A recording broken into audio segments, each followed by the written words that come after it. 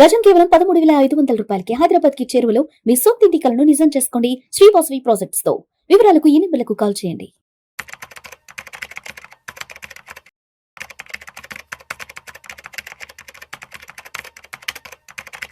నమస్తే, welcome to Vishnu talks. నేను Vishnu.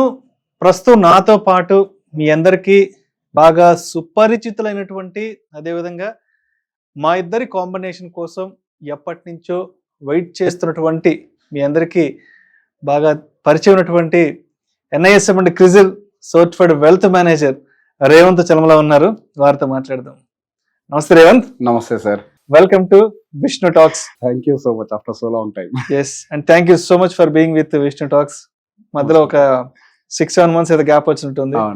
And చాలా మంది ఆడియన్స్ అడుగుతున్నారు, బయట ట్రావెలింగ్ లో ఉన్నప్పుడు అడుగుతున్నారు, అండ్ వీడియోస్ లో కామెంట్స్ చాలా మంది అడుగుతున్నారు.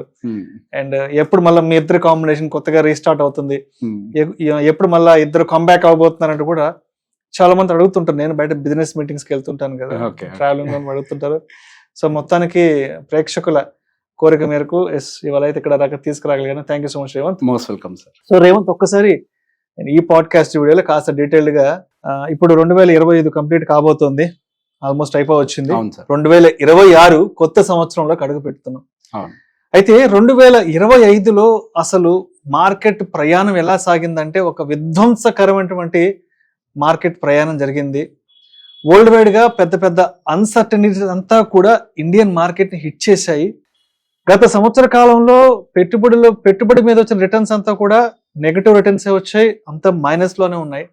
సో చెప్పాలంటే 2025 అనేది కంప్లీట్ ఒక నెగటివ్ మార్కెట్. ఇన్వెస్టర్స్ అందరికీ కూడా ఒక పీడకల లాంటి జ్ఞాపకాలనే మిగిల్చింది.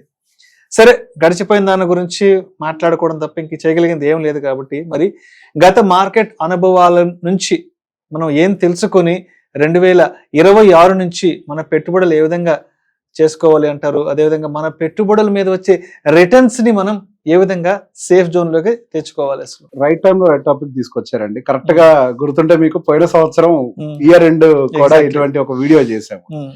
సో బేసిక్ ఈ టైంలో ఈ వీడియో ప్రతి ఒక్క క్యాపిటల్ మార్కెట్ ఇన్వెస్టర్స్ అందరికీ కూడా చాలా అవసరమైన ఒక మంచి టాపిక్ ఇది. సో బేసిక్ ఒకసారి మనం 2024 ఎండింగ్ లో ఏం మాట్లాడుకున్నా ఒకసారి ఒక 1 minute రివైజ్ చేసి ఇప్పుడు 25 ఎండింగ్ గురించి మనం మాట్లాడటం మొదలు పెడదాం. 24 ఎండింగ్ టైంలో మనం ఒక స్టాండ్ చాలా క్లియర్ గా తీసుకున్నాము. మార్కెట్ అనేది కరెక్షన్స్ కి వెళ్ళటానికి చాలా హై ప్రాబబిలిటీ ఉంది. 2023-24 సంవత్సరాల్లో mid cap small cap segments లో విపరీతమైన రిటర్న్స్ ను చూసి ఇన్వెస్టర్స్ అందరూ కూడా అటువైపుగానే వెళ్ళి అక్కడ పెట్టుబడులు పెడుతున్నారు. ఇది కొద్దిగా డ్యామేజ్ చేసే అవకాశం ఉంటది, డిసప్పాయింట్మెంట్ ఎదుర్కొనే అవకాశాలు ఉంటాయని చెప్పేసి మనం మాట్లాడుకున్నాం. ఇన్ఫాక్ట్ చాలా మంది ఇన్వెస్టర్స్ ఇంకా స్పెసిఫిక్ గా గత సంవత్సరంలో ఏ ఫండ్స్ అయితే అత్యధికంగా రిటర్న్స్ ఇచ్చాయో వాటిల్లోనే పెట్టుబడులు పెట్టే ప్రయత్నం చేస్తున్నారు. చరిత్ర మనకి ఏం చెప్తుంది అని అంటే, ఏ ఫండ్ అయినా కానీ 1-2 సంవత్సరాలు మించి నెంబర్ 1 పొజిషన్ లో ఉండదు. అగ్రెసివ్ రిటర్న్స్ వచ్చినటువంటి ఫండ్స్ నెంబర్ 1 నుంచి నెంబర్ 0 అంటే నెంబర్ లాస్ట్ పొజిషన్ కి కూడా వెళ్ళడానికి అవకాశాలు ఉంటాయని మనం మాట్లాడుకుంటాం. ఇన్ఫాక్ట్ ఒక ఫండ్ కి సంబంధించి వీడియో చేస్తే డిలీట్ కూడా చేయించారు. గుర్తుంది, బాగా గుర్తుంది. చాలా మంది ఫోన్లు కూడా చేశారు, అది డిలీట్ కూడా చేయించారు. ఇప్పుడు బేసిక్ గా చాలా మందికి మళ్ళీ ఒక్కసారి రివైజ్ చేయాలనుకున్న అంశం ఏంటి అని అంటే, మనము ప్రీవియస్ రిటర్న్స్ ని దృష్టిలో పెట్టుకొని క్యాపిటల్ మార్కెట్స్ లో ఇన్వెస్ట్మెంట్స్ పెట్టకూడదు. గత చరిత్ర ఏం చెప్పింది? 2023 వరకు ఏ ఫండ్స్ అయితే పర్ఫామ్ చేశాయో 2024లో లాస్ట్ పొజిషన్ లో ఉంచున్నాయి. 2024లో ఏ ఫండ్స్ అయితే టాప్ లో ఉన్నాయో 2025లో అవి లాస్ట్ లో ఉన్నాయి. ఒక చిన్న ఎగ్జాంపుల్ ఏంటంటే, స్మాల్ క్యాప్ ఇండెక్స్ అసలు ఎటువంటి రిటర్న్స్ డెలివర్ చేయలేదు. అదే పర్టికులర్ గా స్మాల్ క్యాప్ కి సంబంధించినటువంటి ఫండ్స్ ని మనం గమనిస్తే, లాస్ట్ పొజిషన్ లో ఉండేటువంటి ఫండ్ కి ఫస్ట్ పొజిషన్ లో ఉండేటువంటి ఒక ఫండ్ కి మధ్యలో 8-10% వ్యత్యాసం ఉంది. అంటే లాస్ట్ ఫండ్ మైనస్ లో ఉంటే ప్లస్ టాప్ ఫండ్ ఒక అట్లీస్ట్ ఒక 1-2% టాప్ లో ఉంటే హియర్ అండ్ 10% ప్యారిటీ డిఫరెన్స్ ఉంది. అదే మిడ్ క్యాప్ సెగ్మెంట్ లోకి వచ్చేసరికి కూడా దాదాపుగా సేమ్ అంతే, 15% వరకు కూడా మనకి డిఫరెన్స్ అనేది కనపడుతుంది.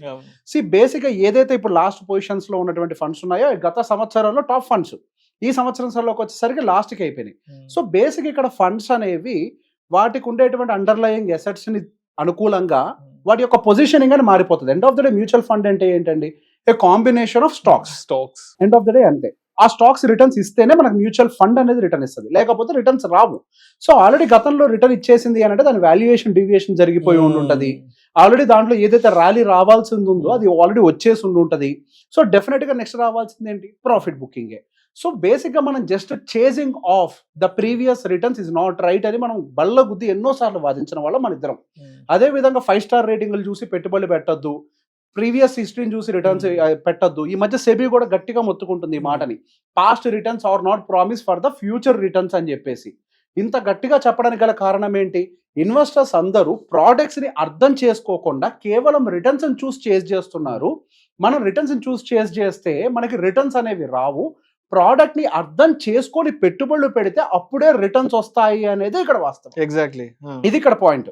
ఇక్కడ చాలా మంది పెట్టుబడులు పెట్టేటప్పుడు ఒక సంవత్సర కాలం పాటు డబ్బులు ఖాళీగా ఉండడం ఎందుకు, మనం ఏ మ్యూచువల్ ఫండ్ లోనే పెట్టుబడులు పెడితే మ్యూచువల్ ఫండ్స్ 20% 25% రిటర్న్స్ ఇస్తున్నాయి కదా అని చెప్పేసి గత అనుభవంతో సంవత్సరంలో ఉండేటువంటి అవసరాల డబ్బుల్ని కూడా తీసుకొని వచ్చి వాళ్ళు మ్యూచువల్ ఫండ్స్ లో పెట్టుబడులు పెట్టారు.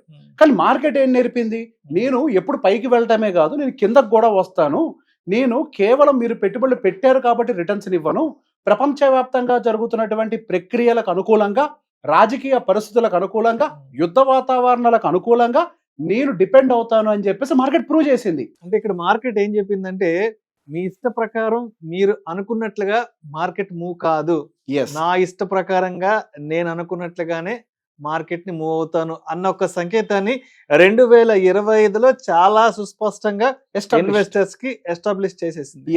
చాలా క్లియర్ గా ఎస్టాబ్లిష్ చేసింది అది.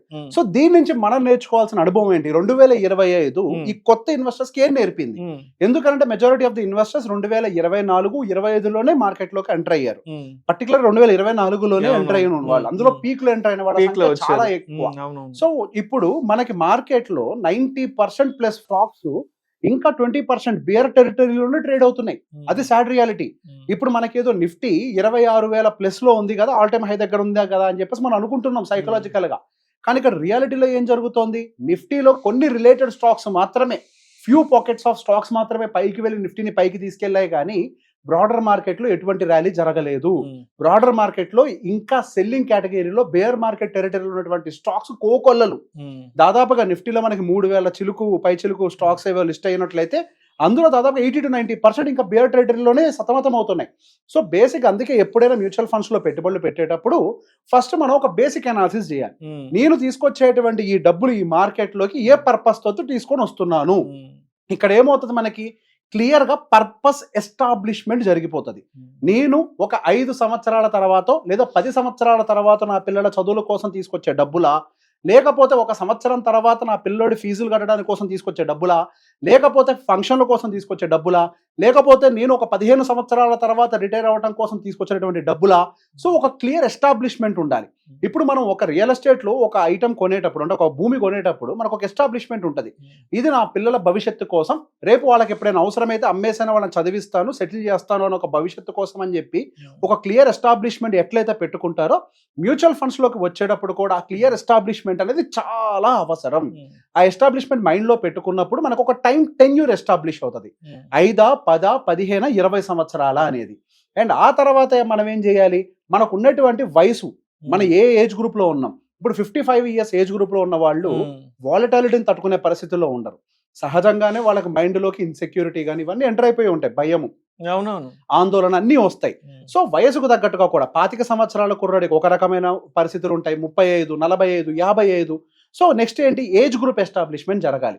మీ ఏజ్ గ్రూప్ ప్రకారం ఎందుకు ఎస్టాబ్లిష్ చేయాలి అంటే మీ అవసరాలు మీ వయసుకు తగ్గట్టుగా వస్తాయి. 25 సంవత్సరాల కుర్రాడికి నెక్స్ట్ వచ్చే టార్గెట్స్ ఏముంటాయి, పెళ్లి, పిల్లలు, ఒక కారు. 35 సంవత్సరాల వాడికి ఏమొస్తుంది, మేబీ పిల్లలకి సంబంధించిన నెక్స్ట్ ఇంటర్మీడియట్, లేకపోతే ఒక ఇల్లు, లేదా ఒక కారు. 45 సంవత్సరాల వరకు ఏమొస్తుంది, పిల్లల పెళ్లిళ్ళు, పిల్లల హైయర్ ఎడ్యుకేషన్, ఇల్లు లేకపోతే మళ్ళీ ఇల్లు. 55 సంవత్సరాల వాడికి ఏమొస్తుంది, క్లియర్ గా ఒక రిటైర్మెంట్ పర్పస్, కార్పస్. ఇంత క్లియర్ గా ఏజ్ ఎస్టాబ్లిష్మెంట్ జరిగితే పర్పస్ కూడా డైవర్సిఫై అయిపోతాయి. సో బేసిక్ గా వీటిని మనం గమనంలో పెట్టుకొని మార్కెట్ కండిషన్స్ ఎలా ఉన్నాయనే దాన్ని కూడా మనం అబ్జర్వ్ చేయడం మొదలు పెట్టాలి. మార్కెట్ కండిషన్స్ లో వాలటిలిటీ క్రియేట్ అవ్వడానికి ఏమన్నా పరిస్థితులు కనపడుతున్నాయా, టారిఫ్ రిలేటెడ్ పరిస్థితులు మనం ఊహించామా, ఎవరికైనా తెలుసా టారిఫ్ రిలేటెడ్ అన్సర్టనిటీస్ వస్తాయని, ఇండియా పాకిస్తాన్ కి మధ్యలో ఇటువంటి ఒక సిచ్యువేషన్ క్రియేట్ అవుతుందని మనకు తెలుసా. సో ఎటువంటి ఇవన్నీ కూడా మనకు తెలియదు. సో మార్కెట్ లో వాలటాలిటీ కూడా ఉంటది కాబట్టి నేను 1-2 సంవత్సరాలు లేదా 3 సంవత్సరాల్లో వచ్చేటువంటి వాలటాలిటీకి పెద్దగా రియాక్ట్ అవ్వడం మెంటల్ గా మనం ఎస్టాబ్లిష్ చేసుకోవాలి. నేను రియాక్ట్ అవ్వను. మార్కెట్లో వోలటాలిటీ అనేది సహజం. వోలటాలిటీ అనేది మార్కెట్లోనే కాదు, మనకి తెలియదు కాబట్టి మనం ఎంతసేపటికి ఇప్పటి వరకు చూసిన వాటిలో రిటర్న్సే చూసాము, మనం రిటర్న్స్ వస్తాయనే అనుకుంటున్నాము. కానీ నిజ జీవితంలో, మనిషి జీవితంలో ఎట్లయితే వోలటాలిటీస్ ఉంటాయో, రియల్ ఎస్టేట్లో కూడా కొన్ని సందర్భాల్లో భూమి అమ్మకానికి కూడా లేని పరిస్థితులకు ఎట్లా నెట్టబడుతుందో, అటువంటి పరిస్థితులు మనకి స్టాక్ మార్కెట్లో ఇంకెక్కువగా కూడా ఉంటాయి అన్న విషయాన్ని మనం మెంటల్గా ప్రిపేర్ అవ్వాలి. అప్పుడే మనము పిక్కింగ్ అప్ ద ఫండ్ అనేది కరెక్ట్గా చేయగలుగుతాం. మనకి స్టాక్ మార్కెట్లో అంటే మ్యూచువల్ ఫండ్స్లో 50+ కేటగిరీస్ ఉన్నాయండి. దాదాపుగా 2500, 3000 ఫండ్స్ మనకి మార్కెట్లో లిస్ట్ అయ్యి ఉన్నాయి. 50 ఏఎంసీలు మార్కెట్లోకి వచ్చాయి, మరికొన్ని ఏఎంసీలు మార్కెట్లోకి రాకపోతున్నాయి. 2030 కల్లా 100కు పై చిలుకు మనకి ఏఎంసీలు మార్కెట్లో ఎస్టాబ్లిష్ కాబోతున్నాయి. ఎన్నో ఫండ్స్ మార్కెట్లోకి వస్తున్నాయి. So based on hour situation, మనకు ఉండేటువంటి టార్గెట్ టైం ఫ్రేమ్, వీటన్నిటిని దృష్టిలో పెట్టుకొని ఏ రకమైన ఫండ్ని గనక నేను సెలెక్ట్ చేసినట్లయితే నా గోల్ డిస్టర్బ్ కాకుండా ఉంటుంది అనేది మనకు క్లారిటీ ఉంటుంది.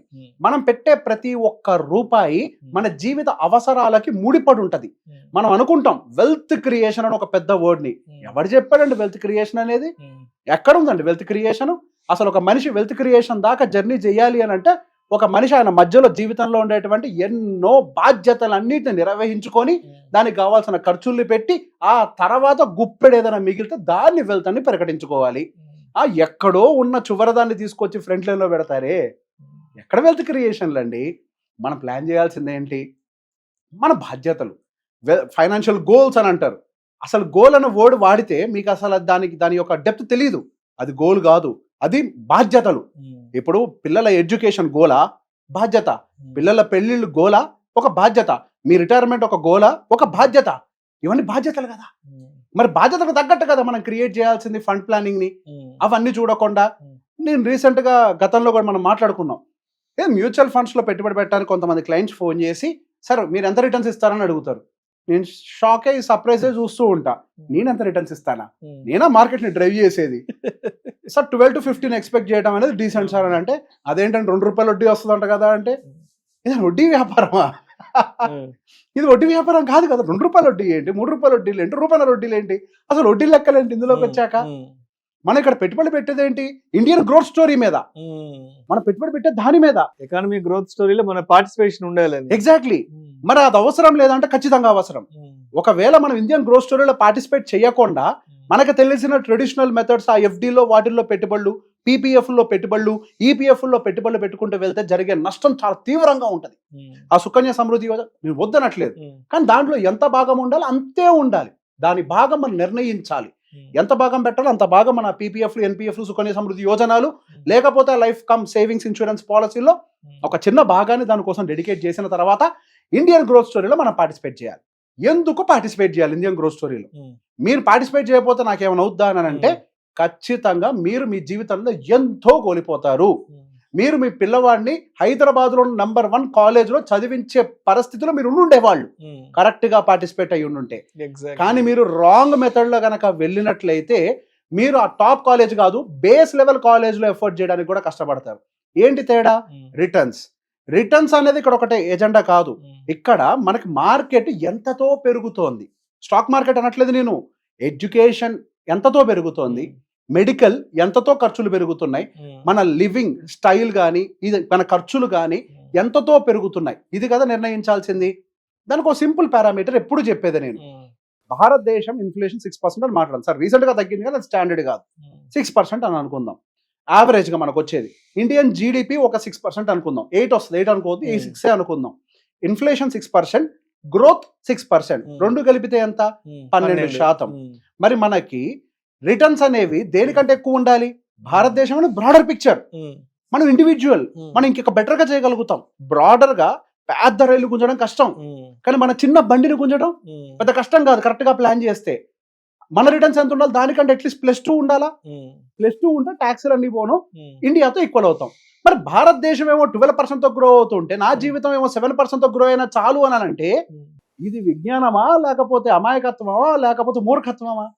సో సరైన పద్ధతిలో పెట్టుబడులు పెట్టకపోతే భారతదేశ అభివృద్ధిలో మీరు పార్టిసిపేట్ చేయలేరు. సో బేసిక్ ఇక్కడి నుంచి మనం ఈ 2025 లెసన్ నుంచి మనం ఏం నేర్చుకోవాలి అని అంటే, రూల్ నెంబర్ 1, డోంట్ చేస్ ద పాస్ట్ రిటర్న్స్, డోంట్ చేస్ దిస్ 5-star రేటింగ్స్. వీటన్నిటిని తీసి పక్కకు పెట్టి మన వయసుకు తగ్గట్టుగా, మన అవసరాలకు తగ్గట్టుగా ఎంతెంత డబ్బులు ఎక్కడెక్కడ పెట్టుబడులు పెట్టినట్లయితే నా అవసరాలు తీరుతాయి అన్న దాన్ని మనం క్లారిఫై చేసుకొని అప్పుడు మాత్రమే మన మార్కెట్స్ లో పెట్టుబడులు పెట్టాలి. మార్కెట్స్ ఇంకో సంవత్సరం కూడా ఇట్లనే ఉంటాయేమో, నో వన్ నోస్. మార్కెట్ ని ఎవరు ప్రిడిక్ట్ చేయగలుగుతారు? చేసేవాళ్ళు ఉన్నారు. మార్కెట్ ని 100% ప్రిడిక్ట్ చేసే వాళ్ళు ఉన్నారు. ఇద్దరు వాళ్ళు, ఒకటి అబద్ధాలు చెప్పేవాడు, రెండోది దేవుడు. అంతే కదా? అయితే దేవుడు అన్న కరెక్ట్ గా చెప్పాలి ఇది అవుద్ది అని, లేదా అబద్ధం చెప్పాలి. నేను ఒక చీఫ్ ఇన్వెస్ట్మెంట్ ఆఫీసర్ తో మాట్లాడినప్పుడు, సార్ మార్కెట్ లో ఎటువంటి ఇన్వెస్ట్మెంట్స్ నెక్స్ట్ బాగా రిటర్న్స్ ఇచ్చే అవకాశాలు ఉంటాయి, మనం దానికి అనుకూలంగా పోర్ట్ఫోలియోని డిజైన్ చేయొచ్చా అని ఒక మాట అడిగితే, నువ్వు ప్రిడిక్ట్ చేస్తావా మార్కెట్ ని అన్నాడు. నేను చేయలేను సార్. నేను కూడా చేయలేను అన్నాడు. ఏది? ఒక chief investment officer of mutual funds. మనం ఎవరినైతే నమ్మి డబ్బులు పెడతామో వాళ్ళు అన్నారు ప్రిడిక్షన్ ఎవరి చేతుల్లో లేదు, మనం ఒక ఎస్టిమేషనే పెట్టుకుంటాం. ఇండియన్ గ్రోత్ స్టోరీ ఇంత ఉంది, ఇంత రిటర్న్స్ రావచ్చేమో ఒక ఎస్టిమేషనే, అది ఖచ్చితంగా జరుగుతున్నది ఎవరికీ తెలియదు. అందుకే మ్యూచువల్ ఫండ్స్ విషయంలో మ్యూచువల్ ఫండ్ డిస్ట్రిబ్యూటర్స్ కూడా ఒక విషయంలో బాగా ట్రైన్ చేస్తారు. పర్పస్ ఏంటో తెలుసుకోండి, ఏ పర్పస్ తో ఇన్వెస్ట్మెంట్ పెడుతున్నారో తెలుసుకోండి, దానికి అనుకూలంగా ఫండ్స్ సెలెక్ట్ చేయండి. అప్పుడే ఆ ఇన్వెస్టర్ అనేవాడు సెక్యూర్డ్ గా ఉంటారు. ఇది పబ్లిక్ మనీ, పబ్లిక్ ని జాగ్రత్తగా హ్యాండిల్ చేయండి, ఆర్థిక భద్రత ప్రజలకి కల్పించాలి అనే ఒక ఉద్దేశంతో మీకు ఈ లైసెన్సులు ఇస్తున్నాం. ఇన్ని విషయాలను చెప్పి ట్రైన్ చేస్తారు.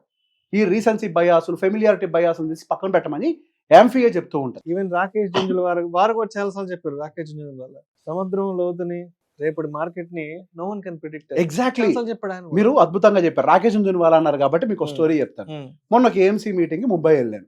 ఆ ఏఎంసీ ఒక ప్రమోటర్ ఎవరనంటే అందరు రాకేష్ జుంజునవాలా గారు టైటాన్ స్టాక్ కొని ఇంత కుబేరుడు అయ్యారని చెప్పి మాట్లాడతారే, ఆ టైటాన్ స్టాక్ ని బై బటన్ నొక్కిన వ్యక్తితో నేను మాట్లాడొచ్చాను. ఉప్పల్ సేట్ అని ఒక ఆయన ఉంటారు, ట్రస్ట్ మ్యూచువల్ ఫండ్ కి సంబంధించిన ప్రమోటర్ ఆయన, ఉత్పల్ సేట్ అని. సో బేసిక్ గా ఆయన he is a CEO of rare enterprises until Rakesh Jhunjhunwala's last day. ఆ రోజు వరకు ఆయనే ఈ టైటాన్ స్టాకులు గానీ, కరూర్ వైశ్య బ్యాంకులు గానీ అవన్నీ కొన్నది వీళ్లే. ఆయనే సిఇఓగా వ్యవహరించారు. ఆయన ఒక స్టోరీ చెప్పారు. మాకు 2-3 ఆప్షన్స్ ఉన్నాయి. బేసిక్ గా ఒకనొక టైంలో 15 సంవత్సరాల క్రితం బ్యాంకింగ్ బయింగ్ చేయాలనుకున్నప్పుడు మేము HDFC బ్యాంక్ బై చేయాలా, కరూర్ వైశ్య బ్యాంక్ బై చేయాలని ఒక నిర్ణయం తీసుకోవాలి. ఆ టైంలో మేము HDFC బ్యాంక్ కాకుండా కరూర్ వైశ్య బ్యాంక్ ను ఆప్ చేసుకున్నాం. మాకు రివర్స్ లో ఏం జరిగింది అని అంటే, ఆ 15 సంవత్సరాల టైం ఫ్రేమ్ లో ఫస్ట్ 10 years లో HDFC బ్యాంక్ పిచ్చి పెట్టినట్టు పెరిగింది, వేరస్ కరూర్ వైశ్య బ్యాంక్ రిటర్న్స్ ఇవ్వలేదు. కానీ ఆ తర్వాత 5 years నుంచి అంటే లాస్ట్ 5 సంవత్సరాలు HDFC బ్యాంక్ రిటర్న్ ఇవ్వలేదు, కరూర్ వైశ్య బ్యాంక్ పిచ్చి పట్టినట్టు రిటర్న్ ఇచ్చింది.